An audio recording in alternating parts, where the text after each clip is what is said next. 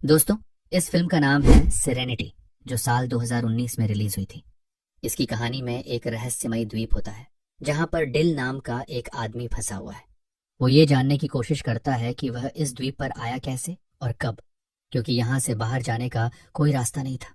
समझने के लिए अंत के पास एक बोट है और उसे मछली पकड़ने का बहुत शौक है। डिल प्लाईमाउथ नामक एक द्वीप पर रहता है। पैसा कमाने के लिए अक्सर वह कुछ टूरिस्ट को मछली पकड़ने के लिए लेकर जाता।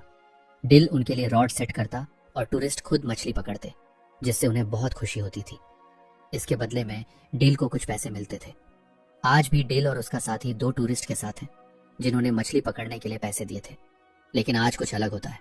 जब मछली पास आई तो डिल अपने क्लाइंट को रॉड देने से इनकार कर देता है। असल में डिल काफी समय से एक खास मछली को पकड़ने में लगा था और आज शायद वो मछली उसके हाथ आ जाती। रॉड न देने पर वो टूरिस्ट गुस्सा हो जाते हैं, मगर डिल उन्हें चाकू दिखाकर चुप कर देता है। बदकिस्मती से इतनी कोशिशों के बावजूद वो टूना मछली उसके हाथ नहीं आती। अब उन्हें इन टूरिस्ट को पैसे भी वापस देने थे। हालांकि डिल के लिए ये कोई बड़ी बात नहीं थी, लेकिन ड्यूक बहुत निराश था क्योंकि उसे अपनी पोती की यूनिवर्सिटी की फीस भरनी थी। डिल उससे वादा करता है कि वह उसे पैसे दे देगा। इसके बाद वह अपनी दोस्त डायना से मिलने गया। डायना उसे कुछ पैसे देती है जब वह उसके साथ समय बिताता है। डिल उससे उसके बेटे के बारे में पूछता है। उसे भी बोट्स और फिशिंग का बहुत शौक था। दरअसल डील चाहता था कि वह ड्यूक को जाने दे ताकि वह किसी ऐसी जगह काम कर सके जहां उसे अच्छे पैसे मिले। इसके बाद वह एक बार में जाता है। बारटेंडर से बातचीत के दौरान हमें पता चलता है कि यहाँ के लोगों को एक दूसरे के बारे में छोटी से छोटी बात भी पता होती है। अब ऐसा क्यों है, ये हम आगे जानेंगे। बारटेंडर कहता है कि तुमने 4 बार उस मछली को पकड़ने की कोशिश की है, तुम्हें उसे कोई नाम देना चाहिए। तो डिल कहता है कि उसका नाम जस्टिस है। रात में वह ड्यूक को पैसे देने गया और बताता है कि कल हम दोबारा समुद्र में जाएंगे।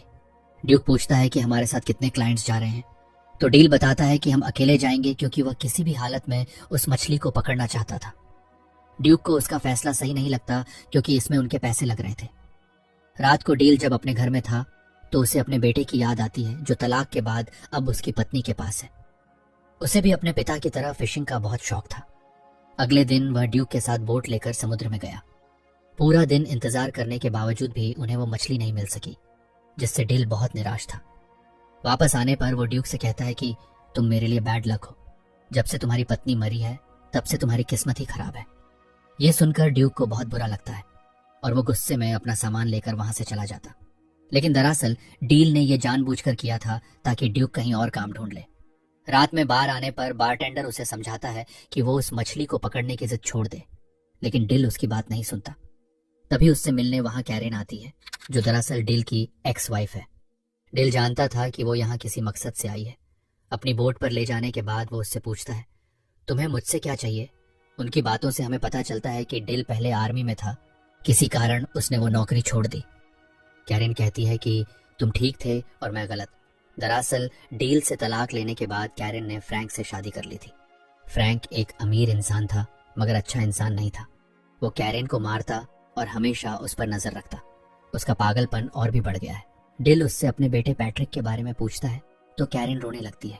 वो कहती है कि पैट्रिक हमेशा सहमा हुआ अपने कमरे में रहता है। उसे यह सब सुनना न पड़े इसलिए वो पूरा दिन कंप्यूटर पर गेम्स खेलता है। उसके टीचर्स का कहना है कि वह बहुत होशियार है, लेकिन अब वह बहुत चुप चुप रहता है। डिल कहता है कि तुम उससे तलाक ले लो, तो कैरेन कहती है मैं ऐसा नहीं कर सकती, वो मुझे मार देगा, और इसीलिए वो यहाँ आई थी। दरअसल वह चाहती थी कि वो और डिल मिलकर फ्रैंक को मार दें। वो उसे मछली पकड़ने के बहाने बोट पर लाएगी और इस काम के लिए वह उसे $10 मिलियन देने के लिए भी तैयार थी। लेकिन डिल इस पर मना कर देता है क्योंकि वह किसी को मारना नहीं चाहता था। कैरेन के जाने के बाद एक सूट पहने आदमी डील को ढूंढते हुए आता है।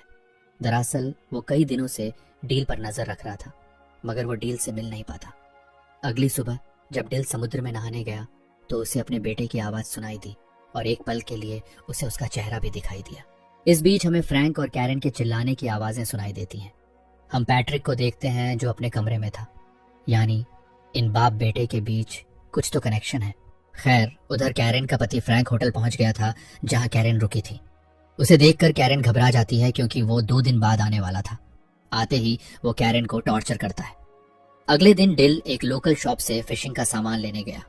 तब वहां काम करने वाली औरत उसे बताती है कि लोग फ्रैंक को लेकर चर्चा कर रहे हैं कि वो 1 घंटे तक अपनी पत्नी को बेल्ट से मारता रहा और कैरेन के मुंह से आवाज तक नहीं निकली। डिल इस बारे में बात किए बिना वहां से चला गया।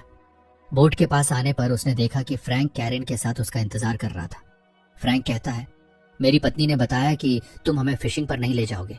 डिल कहता है, मैंने कुछ नियमों का उल्लंघन किया है, इसलिए मैं किसी को अकेले बोट पर नहीं ले जा सकता। फ्रैंक कहता है, इस छोटे से आइलैंड पर कानून पैसों के आगे हार जाता है, तो तुम इस बात की फिक्र मत करो। लेकिन डिल फिर भी इसके लिए नहीं मानता। तब फ्रैंक कहता है, हर आदमी की कोई कीमत होती है। मैं कल यहाँ आऊंगा और तुम मुझे फिशिंग पर ले जाओगे। इसके बाद वह वहां से जाने लगता है। इस बीच वही अनजान आदमी डील को ढूंढते हुए उसके पास आता है, लेकिन इस बार भी डील उसकी बात सुने बिना वहां से निकल जाता है। वो आदमी अपनी घड़ी देखकर कहता है, मैं 20 सेकंड लेट हो गया, कुछ तो गड़बड़ है। बाद में डिल एक मछली बेचने जाता है, जहां कार्लोस उसे बताता है कि तुम्हें कोई ढूंढ रहा था, लेकिन डिल को इसमें कोई दिलचस्पी नहीं होती। फिर वह डायना के बिल्ली को देने जाता है जो गुम हो गई थी। डायना कहती है, मैंने सुना कि कैरेन ने तुमसे मदद मांगी थी। तुम एक अच्छे इंसान हो, मुझे लगता है कि तुम्हें उसकी मदद करनी चाहिए। वहां से निकलने के बाद ड्यूक उससे मिलने आया। वह कहता है, फ्रैंक तुम्हें सिर्फ एक टूर के लिए $10,000 देने वाला है। मुझे अपनी पोती की फीस देनी है, तुम्हें उसकी ऑफर मान लेनी चाहिए। डिल कहता है, मैं तुम्हारी बात क्यों मानूं? तो ड्यूक कहता है, मैं जानता हूं तुम ये सब क्यों कर रहे थे, लेकिन मुझे तुम्हारी रहम की जरूरत नहीं, मुझे तुम्हारी मदद चाहिए। अब ड्यूक की मदद करने के लिए डिल मान जाता है। बाद में कैरेन फिर से डिल से मिलने आती है। डिल कहता है, मैं उसे सिर्फ फिशिंग पर ले जाऊंगा, मैं उसे मारने वाला नहीं हूं। तो कैरेन कहती है, वो मुझे और पैट्रिक को मार देगा। मैं जानती हूं कि तुम उससे बात करते हो, वो अपने कंप्यूटर से तुम्हें सुन सकता है, तुम दोनों एक दूसरे से जुड़े हुए हो। डिल उसकी बात का कोई जवाब नहीं देता। खैर, बाद में जब वह और ड्यूक समुद्र में होते हैं तो डिल अपने दिल की बात कह देता है कि उसे यहाँ कुछ गड़बड़ लग रही है। फिशिंग के दौरान डिल फ्रैंक से पूछता है कि क्या उसके बच्चे हैं। तो फ्रैंक कहता है, मेरा एक सौतेला बेटा है, मैंने उससे दोस्ती करने की बहुत कोशिश की, लेकिन वो पूरा दिन अपने कंप्यूटर पर लगा रहता है।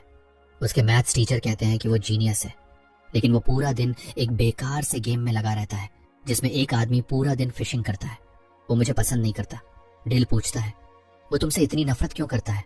तो फ्रैंक कहता है, मैं नहीं जानता, लेकिन एक दिन मैं उसे ही मार दूंगा। ये सुनकर डिल को गुस्सा आ जाता है, लेकिन इससे पहले कि वो कुछ करता, उनके हुक में एक बहुत बड़ी शार्क फंस जाती है और वो लोग उसे पकड़ने में लग गए। खैर, वापस आने के बाद डिल कहता है कि कल हम दोबारा से जाएंगे। कैरेन को मौका मिल जाता है बात करने का, इसलिए वो डील को फिर से ऑफर करती है कि वह फ्रैंक को मार दे। कैरेन कहती है कि पैट्रिक भी यही चाहता है। ये सुनकर डिल सोच में पड़ जाता है। ड्यूक ने भी उनकी बातें सुन ली थी। वह डील से पूछता है, क्या तुम उन लोगों को जानते हो? तो डील कहता है, वो मेरी एक्स वाइफ है। आर्मी में नौकरी के दौरान मैं एक जंग पर गया था। वहां से लौटने के बाद मुझे पता चला कि वो फ्रैंक के पास जा चुकी है। ड्यूक उसे सलाह देता है कि हालात चाहे जैसे भी हों, उसे किसी को मारना नहीं चाहिए। रात को डिल कैरेन से मिला और अब वह इस बात के लिए राजी हुआ कि वह फ्रैंक को मारेगा। उसे बस पैसे चाहिए। वह ये सब प्यार व्यार के लिए नहीं कर रहा। जब डिल घर आया तो वही अनजान आदमी उससे मिलने आया था जिसे हमने फिल्म में कई बार देखा। खैर, वह एक डिवाइस लेकर आया था जिससे डिल उस ट्यूना मछली को पकड़ सकता है जिसे पकड़ने का सपना डिल बहुत समय से देख रहा है। और ये डिवाइस वह आदमी डील को मुफ्त में देने वाला था। उस आदमी के मुंह से निकल जाता है कि यही खेल का नियम है और मैं ही नियम हूं। ये सुनकर डिल को अजीब लगता है और उस आदमी पर शक भी होता है, इसलिए वह उसे धमकाता है और पूछता है कि बता तुम कौन हो। तब वह आदमी, जिसका नाम रीड है, बताता है कि असल में ये सब असली नहीं है, ये बस एक खेल है और खेल का नियम है कि यहाँ कोई मरेगा नहीं। तुम एक कैरेक्टर हो और तुम्हें उस ट्यूना मछली को पकड़ना है। डील को उसकी बातों पर विश्वास तो नहीं होता, मगर इस जगह को लेकर उसे हमेशा शक रहता था। उसे याद ही नहीं था कि वह कब यहाँ आया और कितने समय से यहाँ है। वैसे यहाँ दर्शक ये जान जाते हैं कि ये खेल शायद उसके बेटे ने ही डिजाइन किया है, मगर क्यों और किस लिए? रीड का कहना था कि पिछले कुछ दिनों से गेम में गड़बड़ है, यानी जिसने ये गेम बनाया है शायद वह चाहता है कि अब तुम उस आदमी फ्रैंक को मारो, मगर मेरे नियमों के मुताबिक इस द्वीप पर किसी को भी मारना मना है। इसलिए मैं तुम्हें नियम बताने आया हूँ और मुझे खुद भी नहीं पता कि जिसने ये गेम बनाया है वह नियम क्यों बदल रहा है। डील को उसकी बात बकवास लगती है। अगली सुबह डील ने महसूस किया कि वह अलार्म से पहले उठ नहीं पाता, जो इस बात की ओर इशारा करता है कि शायद सच में वह किसी गेम में है। हर जगह उसे बस एक ही बात सुनने को मिल रही थी, जाओ और उस मछली को पकड़ो। डील याद करने की कोशिश करता है कि आखिर वह इस द्वीप पर आया क्यों और कब। मगर उसे अपने दिमाग में ऐसी कोई भी याद नहीं मिलती। वह अपनी गाड़ी में बैठकर काफी आगे निकल जाता है और अब उसे महसूस होने लगता है कि यह सब सच नहीं है। वह खुद से बातें कर रहा था। तभी उससे मिलने डायना का बेटा सैमसन आता है। वह कहता है, आपको किसी की जरूरत थी, क्या मैं आपके साथ काम कर सकता हूँ? इस पर डील हंसने लगता है और कहता है, जब मैंने तुम्हें इस गेम से मांगा था तब तुम मुझे नहीं मिले और अब यह गेम मुझे सब कुछ दे रहा है। डील वहां से चला गया।